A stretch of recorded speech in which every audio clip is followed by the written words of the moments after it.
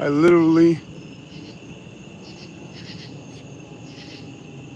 just came on real quick to say hello. I can't believe that there's still fireflies out, lightning bugs. I don't know why I call them that. I don't think I've ever seen lightning bugs this late in the season. It's usually from mid-June to mid-July, and that's it. Don't get me wrong, around the 4th of July, it was the peak. There was hundreds of them everywhere. But there's still some here, which is pretty good. It gives me some faith that we have a little summer left. I have some noise. You hear the cicadas, which I like, but there's some other noise which is so odd. It's kind of like a high pitch. Never heard it before. Again, it's not the cicadas. Last year we had a super year with cicadas. If you look it up in New York, it was like a super season that only happens every 20 something years. I would come out here and you would hear millions of them. It's crazy how they live underground for like 15, 20 years and they pop up. But listen to that other screech that you hear.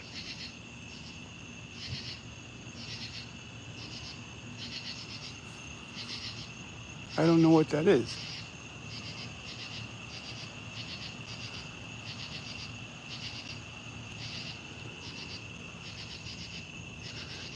Man, I appreciate all of the noise. I appreciate everything. I'm 51, I'll be 52 in a few days, actually August 16th. I was born in 73. Last year I had a few back-to-back health scares, major ones too.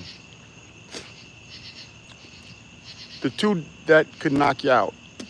First, the doctor's daughter had thyroid cancer, and that took about a month and a half to figure out that it wasn't. Then my cardio doctor had me go for stress test, nuclear stress test, an echo something. And then he said, look, you're gonna have to go for some stents. And if you need anything more than 3 or 4, I don't like doing that many, so I'm gonna give you, you're gonna need a bypass. So I went from thinking I had the C word, I don't even like saying it, and I had to do a biopsy and a CAT scan. Then I did another CAT scan a week and a half later. It was gone. And then they went to do a second biopsy and there was nothing to biopsy. It was gone. But right after that, that's when I went to my cardio doctor and he's telling me, he did an EKG at first. And he showed me something on the EKG. He says, this doesn't mean you had a heart attack, but you could have had a mini heart attack. That's basically what he said to me. He said, I can't say for sure, but that's what this, what he showed me, like some wavelengths on the EKG. So then he had me do a stress test, then he had me do a nuclear stress test, and then he had me do an echo, whatever it was. And that's when he said, and the cancer thing started April 15th, and the last thing for the cardio was July 11th when I went to Lawrence Hospital and they were gonna give me some stents. And when I woke up, because they were only supposed to kind of relax me, but I ended up asking for more and more meds because I couldn't move and it was like being in a straitjacket. So I actually passed out from the meds. And when I woke up, he said, you don't even need any, you're clear. And of course, my wife, what'd she say right away? She said, so why did he just go through all of this crap, all this stress test, nuclear stress tests, and all this other stuff? Like, how come they couldn't tell from that? And he basically just says, sometimes there's false negatives and they can't tell, and this is the only way to tell for sure. Anyway, so from April 15th, and the only reason I know it was April 15th is because I was visiting my uncle, my mother's brother, who I haven't seen in a long time. And he was in some kind of nursing home. He wasn't doing so well. That's why we went up to visit him. And he actually died while I was there. So I remember that date, April 15th. And what happened is I felt something in my neck. It almost felt like when you have like those knots. So I was massaging my neck and I'm like, this don't feel right. I go home and that afternoon I'm like, nah, I feel something here. So of course I can't sleep without going to urgent care, even though they're probably the worst place to go to. I went to urgent care, and the doctor, nonchalant, he grabbed it in his two fingers and he squeezed it. He squeezed it so much that he must have popped whatever it was. And he goes, "Oh, that's nothing." I forgot what he said. He said, "But you were probably born with it and it's just going to go away." Anyway, by the time I got home 10 minutes later, because he squeezed it so hard, it exploded. Like, my neck got bigger and it hurt like a bastard.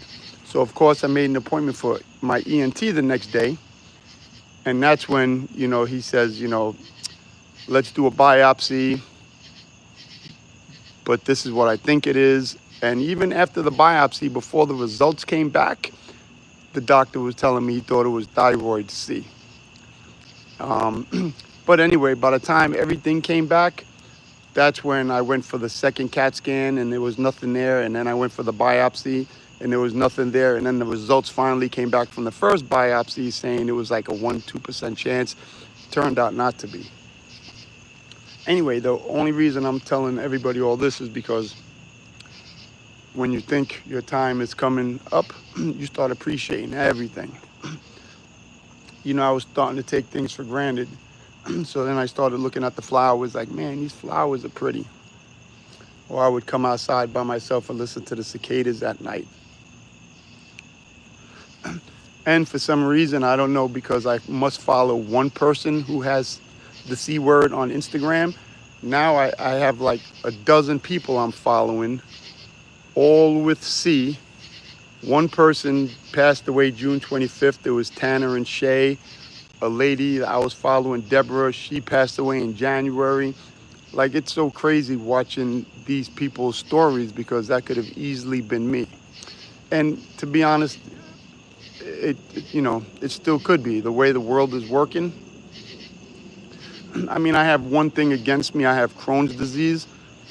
And the problem with Crohn's disease is you always have some kind of discomfort in your stomach. Not always, but enough that if something were to happen major, you probably wouldn't even know until it was too late. And they do say people with the C word, people with Crohn's are, more susceptible to get the C for whatever reason. But yeah, it's just scary. My mom died of cancer. This October 2nd this year will make 3 years. My 85-year-old father has a cancer in his chest. He went for radiation, and then when he went back for his scans, the doctor said it didn't get any bigger, and so because of his age, they're just gonna watch it. So, I mean, he's 85 years old. He has cancer in the lung now. Now, my mom smoked from 15 years old until she died at 70 something. My dad used to smoke, but he stopped about 40 years ago. But he probably got plenty of secondhand smoke from my mom because she never vented the house properly. And when you see somebody like my mom who smoked her whole life, if they catch something like that, you could say to yourself, well, that's the reason. But when I spoke to her doctor, he was telling me that 50% of his patients never smoked a day in their life. Now that has to seem unfair, because at least if you do something for it, you're like, okay, I kind of did it to myself. But never smoking a day in your life and then getting it, that's crappy. Anyway, I just wanted to come on and say hello. Don't forget, anybody who subscribes to the channel, anything on my eBay, they get a 10%. They get 10% off anything on my eBay. All you have to do is send me a message, tell me, this is who I am, this is what I want, and I send you the link for 10% less. I have Apple Vision Pro going up there this week that I use for maybe an hour. I have MetaQuest 2 that are mint. I have so much technology, like, I'm big into buying tech toys, and unfortunately, they sit around and then I sell them or give them away. I'm trying to be better, not buying everything I see right away. I bought a 3D printer for my son in February. I didn't hook it up yet. I bought a new printer slash sticker machine for myself a few weeks ago. Didn't take it out of the box yet. Shoot, I got my Traxxas Raptor R Ultimate a few weeks back. Didn't take it out of the box yet. I even have things older than that. I think my Son of a Digger, the 2.0 that came out like 4 months ago, is still sitting in the box.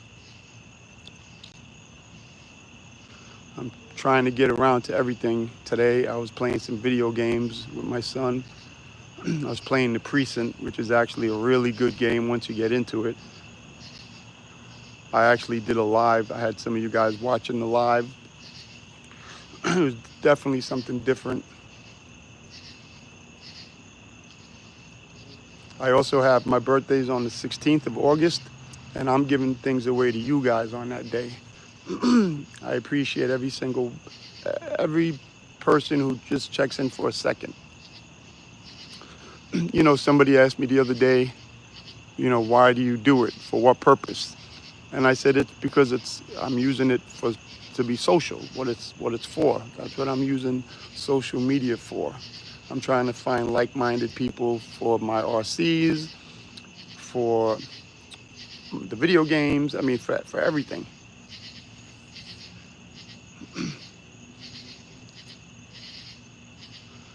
Yeah, I could sit out here and listen to the animals forever.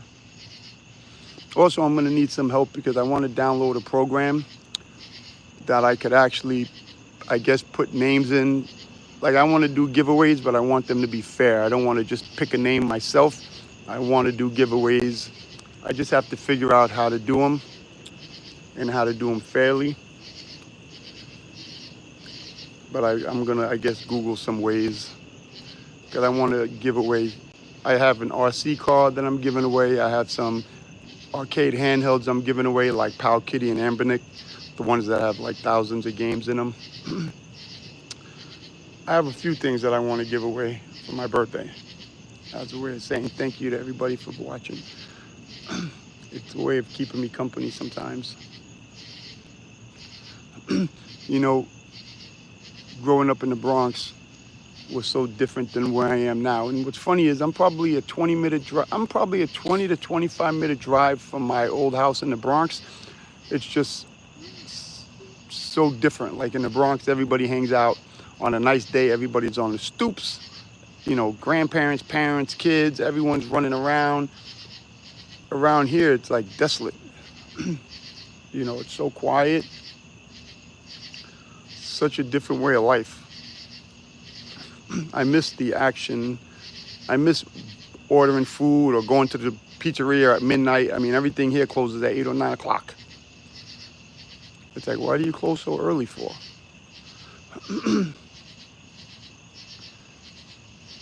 Yep, those are the days. Anyway,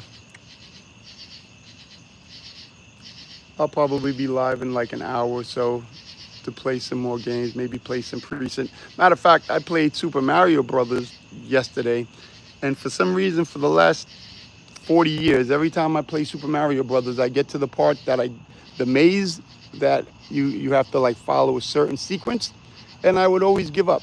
Even when we go on vacation, I bring the little handhelds that always have Super Mario Brothers. I always get to that one part, and then I just stop.